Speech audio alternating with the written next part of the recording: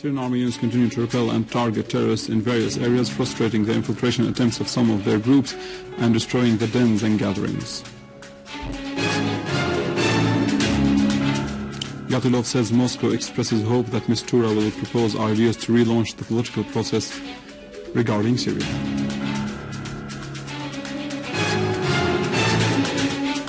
And the Iraqi army continues operations against the ISIS terrorists and achieves progress in Babil and Baqida.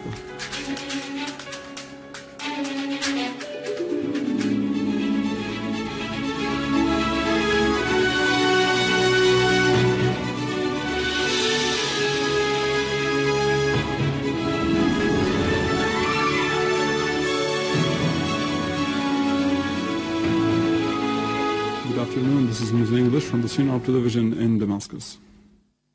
Russian Deputy Foreign Minister Gennady Gatilov said that the UN Special Envoy to Syria, Stefan de Mistura, will meet with Russian Foreign Minister Sergei Lavrov during his visit to Moscow on October 21st.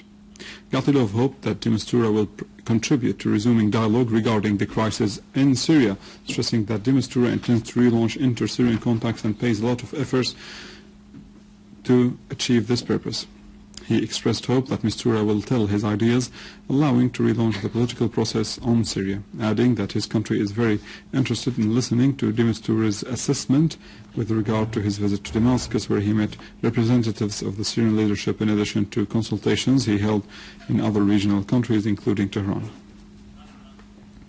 A senior diplomatic source at the European Union said that the EU was reviewing its policy towards the latest developments in Syria. The source added that the EU wanted to support the efforts being exerted by the Special UN Envoy to Syria, Stefan de Mistura, to launch a new political process to resolve the crisis in the country.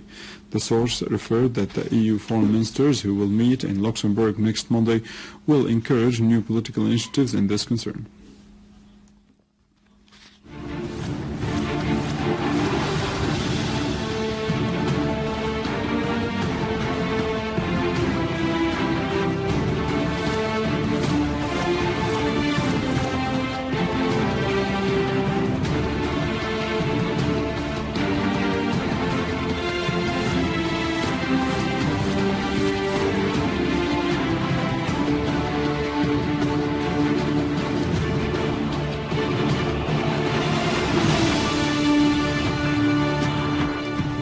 The people of Ayn city northeast of Aleppo repelled attacks by the ISIS terrorists on a number of areas which the locals have recaptured during the past few days, while media outlets reported that the locals regained control of the cultural center and the 48th Street.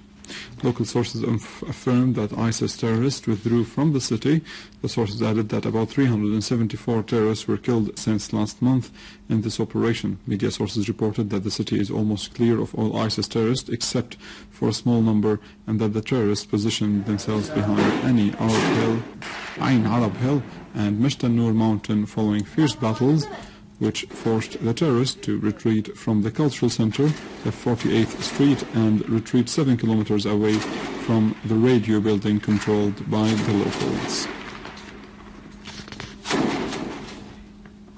Syrian army units killed and injured a number of terrorists who attempted to attack a military post surrounding Bisankul city in Idlib countryside. Units of the armed forces targeted the den of the so-called Hazm terrorist movement in the surroundings of Khan al-Subul town in the countryside of the province, killing and injuring all terrorists inside it, in addition to destroying satellite transmission devices they were using.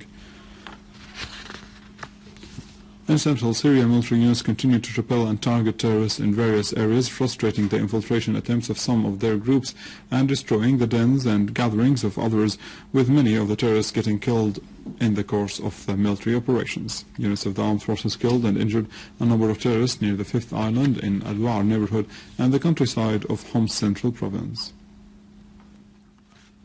A military source said that army units targeted gatherings of terrorists in the village of As-Sultaniya and in the southern Msherfe village in the countryside, leaving a number of the terrorists dead and wounded. The source added that other units of the armed forces foiled terrorist infiltration attempts from the villages of Mas'ada, Rish, and Ma'azin al-Baqar into the villages of Al-Mas'udiyya and Jubb Jarrah in the countryside of the city, killing a number of terrorists and injuring others. The United States and its allies' aircrafts launched attacks against the ISIS locations in Deir ez-Zor, eastern countryside. Whereas sources in the governorate said that the attacks have targeted a number of primitive refineries for fuel, in addition to tanks filled with oil derivatives in the countryside, but still the attacks' results were unknown.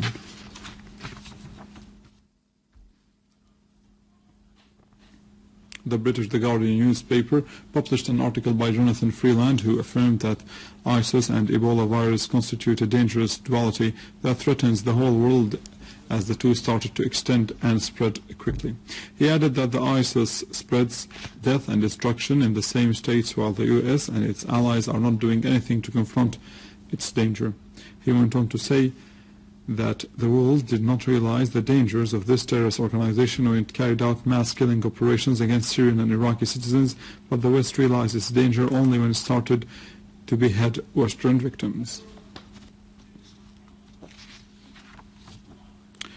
The Syrian-Jordanian borders have hosted American military experts to train and arm ISIS terrorists and other terrorists from al-Nusra organization.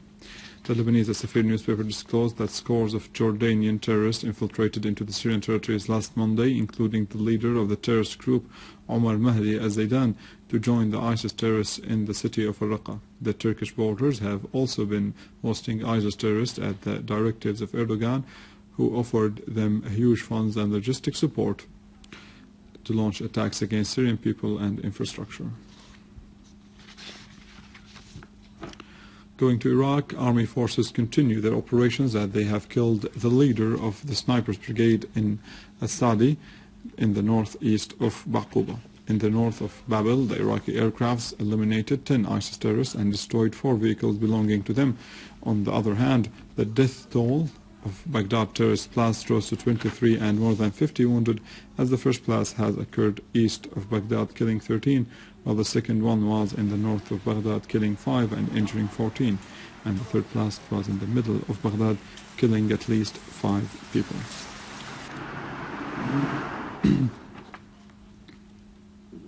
Massive popular demonstrations continued in Al-Qatif area to the east of Saudi Arabia, protesting the death penalty issued by the Saudi authorities against the prominent religious figure Sheikh Nimr al-Nimr.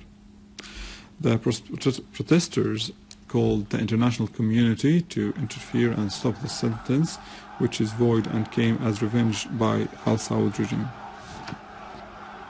The authorities of al-Saud issued last Wednesday a sentence to death against Sheikh al-Nimr, accusing him with triggering sedition, which was received by a widespread popular anger to the east of the country.